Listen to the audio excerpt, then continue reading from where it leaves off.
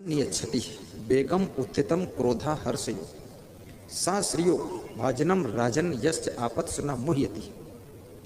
विदुर जी कहते हैं धृतराष्ट्र, जो क्रोध के आने पर भी क्रोध नहीं करता है और खुशियों के आने पर भी दूसरों को दिखाता नहीं है कि मैं कितना खुश हूं, वह व्यक्ति राज्य और लक्ष्मी का अधिकारी बनता है।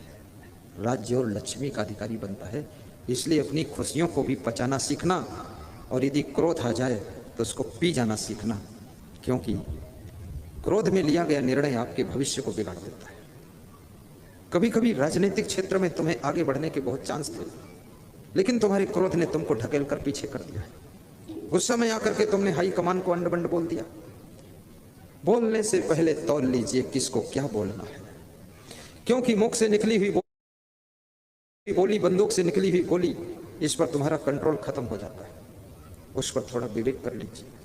इसलिए जो बहुत बुद्धिमान होते हैं वे बहुत कम बोलते हैं, जो मीडियम बुद्धिमान होते हैं वो थोड़ा मध्यम बोलते हैं, और जो कम बुद्धिमान होते हैं फिर बहुत बोलते हैं।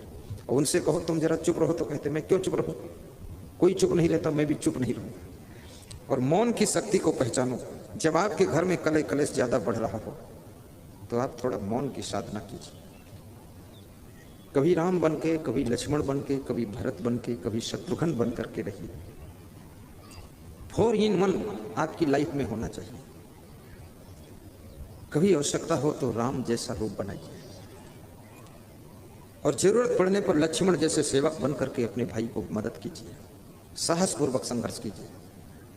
और कभी भरत बन करके प्रेम का रूप खड़ा कर दीजिए, और कभी शत्रुघ्न बन करके मौन की साधना कीजिए। शत्रुघ्न मौन का रूप है, भरत प्रेम का रूप है, और लक्ष्मण सेवा का रूप है, और राम तो आनंद का रूप है। याद रखना, कभी आनंद में भी रहा करो, कभी सेवक बनकर सेवा लक्ष्मण की तरह कर लिया करो, और कभी भरत जैसा प्रेम भी कर लिया करो, और कभी मौन होकर के थोड़ा मुस्कुरा दिया करो।